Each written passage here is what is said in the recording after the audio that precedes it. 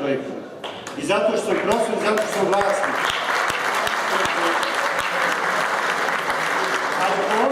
Ali postoji mehanizam da se to provjeri. I za svakog od nas postoji. Imaju porezne kartice, imaju ljudi koji su ovlašteni i koji mogu to provjeriti. Neka kroz institucije provjere, evo, javno, znači i mene, i druge izabranike, a Boga mi i one ljude koji imaju, znači, i bez posla su voze dobre automobile, žive u kućima koje su...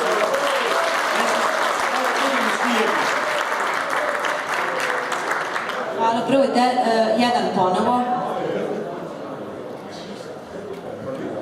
Izvolite.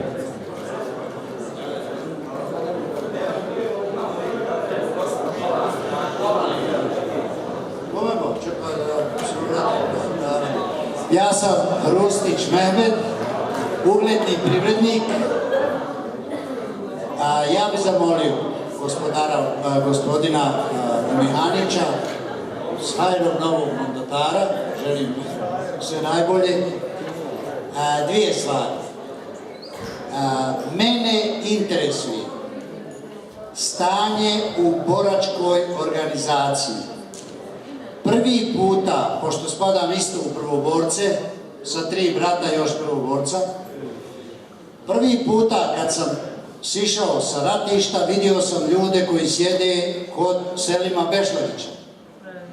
Danas kad sam bio u opštini, isti ljudi sjede kod drugog gradonačelnika. Isti ljudi. Ti isti ljudi imaju 4 fotelje, kancelariju plaća gradonačelnik, ne znam zašto, i vozilo koje mu je ustupljeno i plaćaju mu benzin. Pa molim vas, gospodine novi mandataru, da obratite pažnju da vam se ponova ne uvale 3 predstavnika boračkih organizacija, 3 predstavnika invalida i 3 predstavnika nejakih šehida, odnosno znam ja šta znači šehid, ali ima ih tamo mnogo koji su. Jer imamo podatke da po 12 puta, molim vas, čujte ovo, sad se okrenuti čitavo gledateljstvo, 12 puta jedni te isti ljudi dobijaju pomoć od 12.000 maraka. I evo sad su sami sebe ponova reizabrali, prepali se kad je gorila vlada, oni brzo njaki 12, nekakvih 12 došlo delegata i navodno ponova ih izabrali. Pa molim vas, gospodine mandataru, da pripazite kad vam budu delegirali, sad će oni svoga ministra, imaju oni u džepu te lopove, koje delegiraju odmah uz novog mandatara, da mu se uvale, da mu to prišljamče i oni opet ostaju. 16 godina ljudi su na istim mjestima. Ima jedan ministar koji je bio 16 godina ministar financija.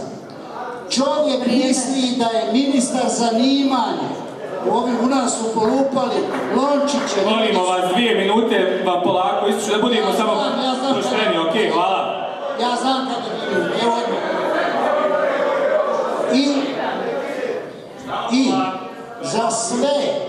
za sve kandidate koje budete predložili, molim vas da daju 3 osnovna prioriteta i da daju vremenski period za koji se treba uraditi. Mi smo trebali dati 48 sati sudstvu da izbaci spisak sviju firmi koje je potrebno izvršiti reviziju. Oni su evo dobili mjesec i po, oni sada pale i kradu, predmete sakrivaju. U našem sudu, vjerovali ili ne, ima preko 180.000 neriješenih slučajeva. Pa šta ti ljudi rade? Zašto platu primaju? Hvala lijepo. Hvala i vama. Opet ne želeći nikoga da prekidamo i nemojte to smatrati ništa lično, samo pokušavamo da svi imamo priliku, a da ne ostanemo večeras do kasnu noć iz obzira prema svima nama. Hvala vam. Izvolite vi.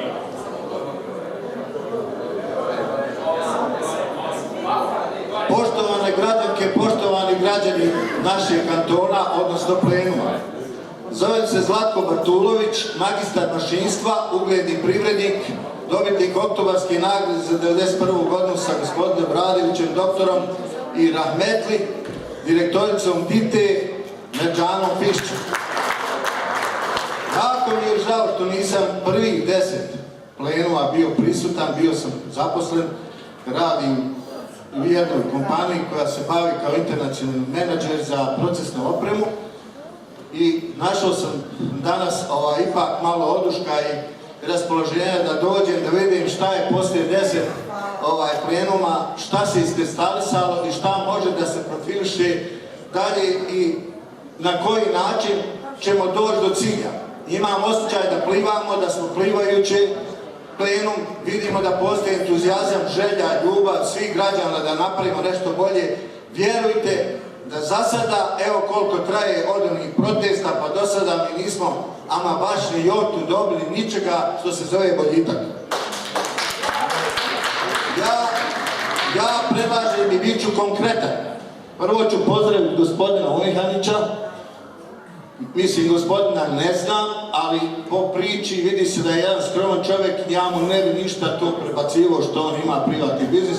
To je privatni biznis i svako ima pravo, otvoram se mu vrate da pravi. Ako je radio neke kriminale i nešto to, on će za to odgovarati, a on je to sada i rekao. Ja ponovo apeliram, neću da budem dosadan, niko ovdje, ni gospodin mandatar nije spomenuo, rekli su reviziju privrede svakako da se izvrše svi oni koji su napravili zlo ovim radnicima, treba je zato da odgovaraju. Druga stvar, želio bih da se izvrši revizija svih općina, kantona. Gospodine, oprostite, moram vas... Nemojte me pripitati. Ali oprostite, moram radi drugih koji su u sali. Samo da vas podsjetim, nemojte se ljudi, molim vas. Na drugoj smo tačci dnevnog reda. Dakle, javna rasprava o mandataru za sastav vlade Tuzlanskog kantona. Ne, ja ću vas molim da se držite toga. Ne, molim vas. A to imamo tačku... Ako nešto neuralgično, molim vas, izvinite gospodine, ako nešto neuralgično govorim, nemojte prekivati i mene, ne bilo koga. Ja hoću samo dvije stvari. Da se izvrši revizija javnog sektora, znači kantona, zašto je 100 miliona i nešto u gubitku, da se ti koji su napravili taj zločin automatski na zatvore i da se izvrši. Biću radikalno. Isto tako u općini na teritoriji kantona to da se uradi, a javna preduzeća koje imaju direktore koji primaju po 3-4 puta veće plate nego iko po 3-4 hiljade maraka i 2 hiljade maraka. Nije niko večeras spomenuo šta će s njima biti. I tražimo u roku 10 dana da se izvrši ta kompletno, da se podvuče i da nam se da izvještaj. Da li su te plate dovedene kao plate direktora u školama, gdje nisu velike razlike, već su oni otišli u utačku i koštaju, oni su u stvari punktiju za predizborne kampanje. Toliko, hvala. Prije nego, molim vas, nemojte se ljutiti na nas, mi smo moderatori i naš zadatak je da ovaj plenum večerašnji usmjerimo u određenom smjeru. Imamo dnevni red koji smo svi skupa usvojili i moramo ga se držati. Naravno, apsolutno. Imamo poslije toga tačku razno i imate mogućnost da kroz radne grupe sve konkretne prijedloge koje imate, a koji se ne tiču direktno današnjeg dnevnog reda, stavite u procesu odlučivanja, u razmatranje i tako dalje. Idemo dalje, molim vas, ali sa velikim osvrtom na tačku dnevnog reda, da ne oduzimamo vrijeme bespotrebno. Izvolite. Ame Berlić, bit ću kratak. Prvo, želim da niko od pojedinaca govori više nikad da je ovo politički, ovdje su ljudi politički. Meni to nikako ne govori. Ovdje su svi koji su srcem došli da se govori.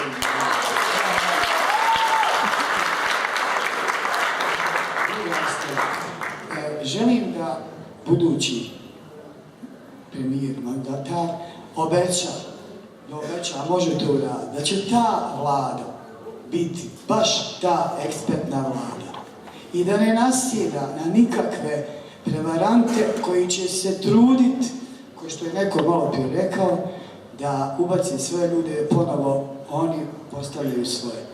Jer neće imati čovjek vremena da sve to provjerava.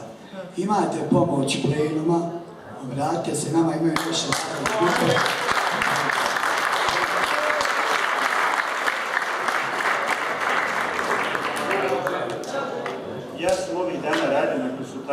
znači vezano za kriterije. Ono što sam čitao život zalagao, to su da definišemo kriterije, onda kad se definišu kriterije, onda poslije kriterija svi koji dođu, jedan je ministar, a možda 10 želja. Samo ću vam reći da je do prvom preuzimanjem bilo 85 nekakvih zahtjeva, prijedloga koje su meni predati u skupština, kasnije to naraslo na još 30 zahtjeva.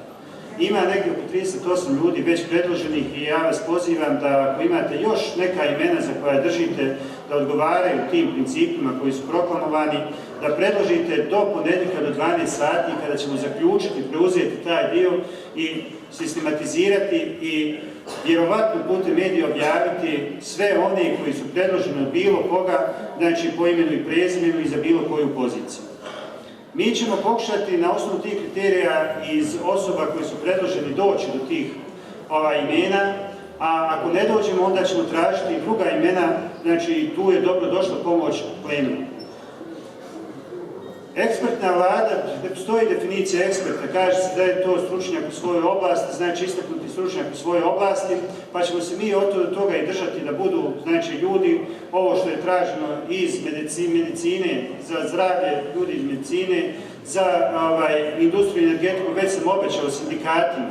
Rekao sam im, nađite vi čovjeka koga vi smatrate da će vam najbolje rješavati probleme, ja ću mu dati podršku, nek zadovolji te kriterije, recite mi ime tog čovjeka, taj će biti ministar. Dakle, nikakav problem nije kad se tiče boračke populacije, koordinacija boraca ima svoja tijela, ja ću njih čuti i dati im ova imena koja su došla kazati, eto dajte mi vi svoj taj konačan prijedlog, samo nek odgovara tim imenom. Ja nemam ni jedno ime, ama baš ni jedno ime koga bi ja baš posebno istakao i rekao ovaj mora biti.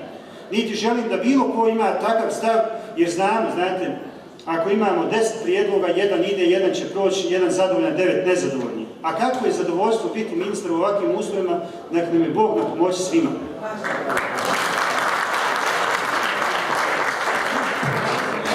Broj 2.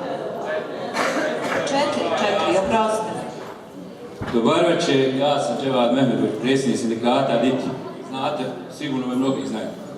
Jedno konkretno, što sam ja s vama već obavio razgovor. Što se tiče DIT, znači, stečaj. Što se mi borimo radnici DIT protiv stečaja? 38 preduzeća na Kantunu su otišla po stečaj i sva su likvidirana.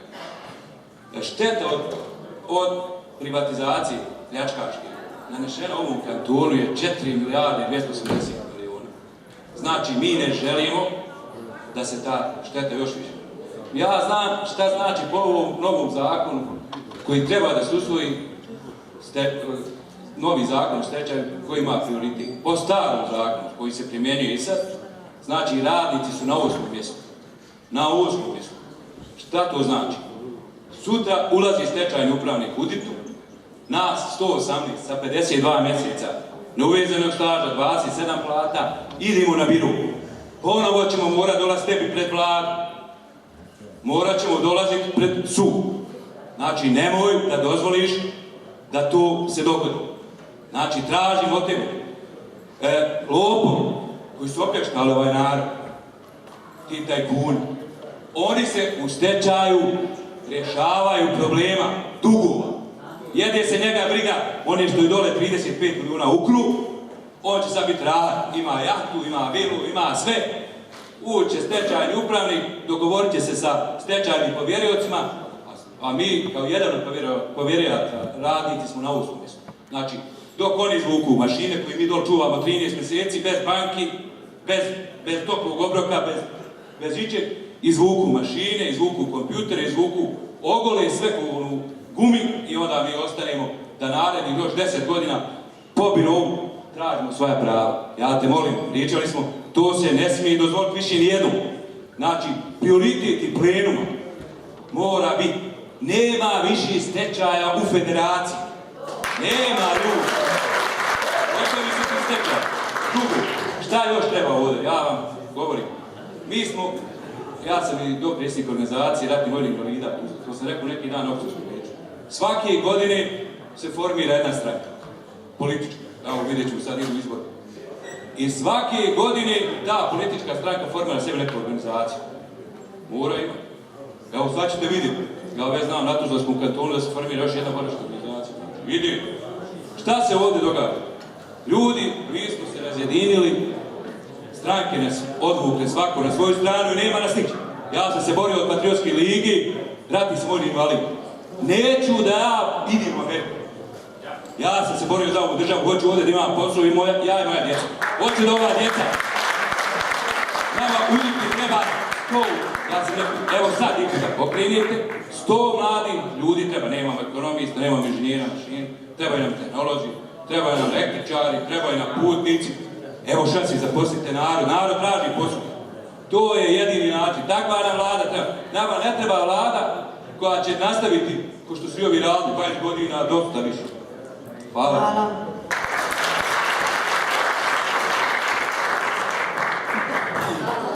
Ja vas samo pozivam da budemo svi potpuno razumni ingerencije. Dakle, vi znate da tužilaštvo i sudovi da su oni po zakonu nezavisni.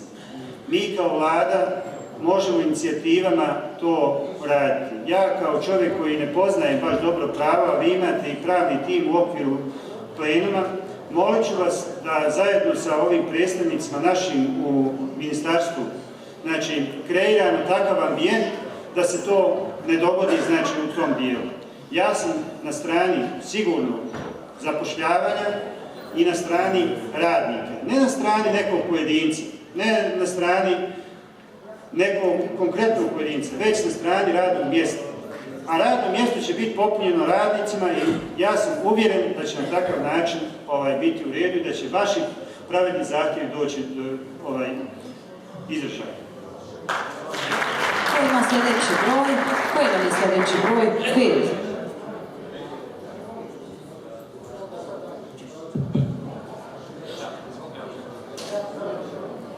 Još jednom pozdravljam građane Tuzle, građane kantona i građane federacije. Pozdravljam novog mandatara i želim ovdje da naglasim da sam ja od prvog dana ispred obespravljenih radnika, 12 preduzeća, 12 firmi, govorio da Tuzli treba jedno jedinstvo. Govorim iz tog razloga što čujem ovdje nekakvih diskusija kako je svako trebao da bude mandatar. I da smo tako krenuli, mi ne bi mandatara uopšte imali. Ja vjerujem da ima u našem kantonu 200-300 doktora koji bi mogli zadovoljiti toj funkciji. Međutim, ne mogu, jedan je mandatar. Mi smo jednog momenta sjeli skupa, nezaposleni, radna grupa iz plenuma, obespravljeni radnici, grupa Udar i rekli smo dosta više predlaganja i dosta više nekakvih mobinga, ne mobinga, nego lobiranja. Sve su to bila lobiranja. Ja nisam ni poznavao ovog čovjeka, rekao sam dajte 2, nek idu 2. I došli smo do 2 imena. I ovog puta je prošao ovaj klub. Tako da nikog nije favorizovao, osim toga što mi hoćemo jako brzo da imamo vladu. Ne možemo mi više čekati, ni nezaposleni, ni bespravljeni radnici, ni građani Tuzle na nekakva naša goruća pitanja da ih rješavamo. Ja ovdje imam samo jedan prijedlog, da se što hitnije ministri imenuju i da vlada počne da radi, da počne. Po meni, danas što sam čuo, ovo je čovjek iz snova. Ako se ovako ostvari, ima tu još dorada, Fond solidarnosti je jako dobar, s tim što će se mora dorađivati, po mojom mišljenju, nisam ekonomista, morat će se nekakvi postaviti kriteriji da taj fond narasta. I ako se da poslodavcima da oni vrate neki dinar, znači da se mora i vraćati taj fond, da se ide dalje. ako vi postavite da čovjek ima 2000 maraka i da vama da, ok, 5%, to je 100 maraka ugodnih dana i u 5 godina, možda bi on mogu imati negdje nekakvu kao štednju. Isto ko Razvojna banka, to samo jedan prijedlog kako bi se moglo tu. A ono što kažu, da, molim vas, da sekretar